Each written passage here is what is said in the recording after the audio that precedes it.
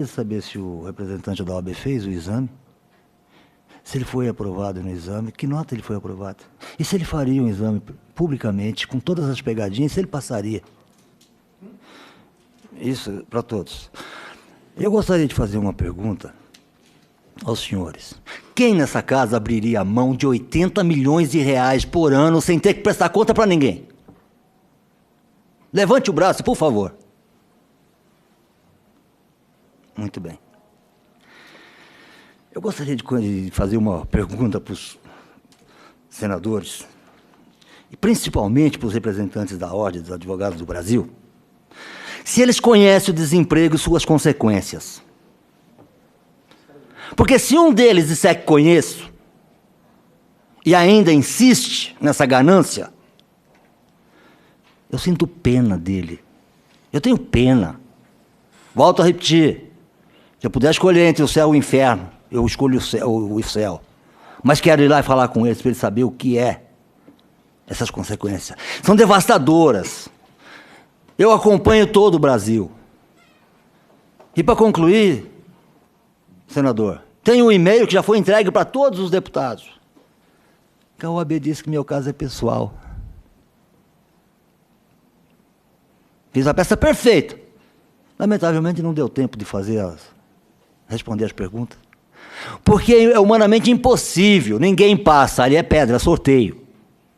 É impossível. Como que um advogado pode fazer? Praticamente que 5 peças, 5 petições em 5 horas.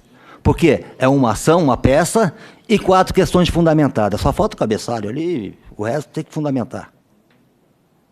5 horas é impossível, ninguém vai fazer. Ou você faz uma boa peça, ou você vai pesquisar as perguntas. E mesmo para você fazer uma boa peça, vai ser difícil, vai fazer uma peça com o mínimo possível. Sem computador. O único lugar do planeta, o único operador do direito que não usa computador é o bacharel. Eles falam que os Estados Unidos tem exame, tem estado que tem sim. Chega lá, tem um computador, tem tudo certinho. Aqui não pode. O exame é elaborado com fins de reprova em massa. E cada vez eu chego mais ainda a essa conclusão. Vendo o ministro da Educação, pela voz da sua representante, começa um absurdo, já mostra claramente que desconhece a legislação, não tem preparo. O artigo 5º, 13 diz: é livre o exercício de ofício da profissão conforme lei estabelecer. Qual lei? O estatuto de uma entidade de classe? Ou a lei que rege e dá as diretrizes da base da educação nacional, que por sinal é posterior ao estatuto da OAB. Quando existe, a OAB deveria saber que uma lei de 96, que discute o mesmo, ele neutraliza a lei anterior. E parabenizo a Cromesp de São Paulo pelo exame que eles fazem aos médicos.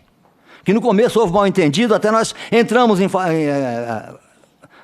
dando força para a contrariedade deles. Porque o objetivo ali é medir as escolas. Procede o que eu estou dizendo?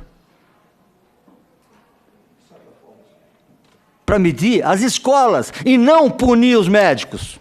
Porque nenhum foi punido. Então eu parabenizo. E o objetivo é dinheiro, sim. E volto a repetir. A sociedade quer saber aonde vai esses bilhões de reais. Volto a fazer um apelo, os 750 mil advogados, que acabem com essa ditadura, que eles exijam eleição direta, para que eles tenham a chance, para que nós tenhamos o prazer de ter grandes crânios com liberdade de chegar nessa cadeira. Porque quanto mais liberdade, mais opção vai ter, opções serão de melhorar não só na OAB, como em qualquer setor. Então deixo aqui esse apelo e peço, encarecidamente, e eu dou uma sugestão para a OAB. Todo cidadão sem preparo pode entrar com ação nas pequenas causas, menos o bacharel, ele é processado. Qualquer ignorante, analfabeto, pode chegar lá e protocolar uma ação. Ele não pode, porque senão ele é processado. Por que não deixá-los trabalhar nas pequenas causas? Eu fiz um projeto de lei, entreguei para a assessoria do senador Cristóvão Buarque, tive conversando com ele, falou, eu aprovo esse projeto, para regulamentar a profissão do bacharel. Posso falar isso publicamente? Pode falar. Cheguei com, salvo engano, José Carlos, o assessor dele, falou, ó, um projeto que eu fiz para legalizar, tá aqui, assim, ó, tá. Entreguei, depois conversei com ele, liguei, conversei. Não tenho interesse nesse projeto. Sou conselheiro da OAB. Eu falei, mas não é o senador que decide? Bom, ele vai ficar sabendo com quem ele estará contra. Para mim. E liguei depois para a Regina, para sua assessora, tocando nesse assunto, que não era inconformável um negócio desse. Ou seja, é dinheiro, sim. E os políticos desse país, que se a presidente Dilma pensasse um pouco mais no social, com uma canetada ela ia dar centenas de milhares de empregos e abriria centenas de novas vagas no supermercado, farmácia, que é onde eles estão trabalhando. Então, senadores, pensem no social. É grave, estão se matando, estão dilacerando famílias. Pensa, libera eles para trabalhar, pelo menos, nas pequenas causas. Aí, eles vão até ter o dinheiro para pagar os R$200, que eles pagam uma mixaria para a sala de aula do interior. Que não tem conforto nenhum, uma cadeirinha. E conheço donos de escolas que vão parar porque não tem condições do que eles pagam. Então, é só conversa, é mentira, é grana, é 80 milhões de reais por ano à custa da miséria, do desemprego e de famílias que estão aí sendo dilaceradas por esse país, porque a esposa acha que ele é incompetente e ele não é. É pegadinha, é só pegadinha. Era feito com elaboração para reprova em massa. Hoje, não vão mais ser ingênuos de discutir a legislação. Depois do que houve no STF, não discute mais. Falou, está falado, não discute. Constituição, não. Um absurdo, um absurdo.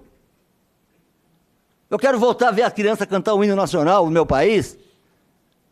Eu quero voltar a ver as pessoas conversando na rua, na calçada.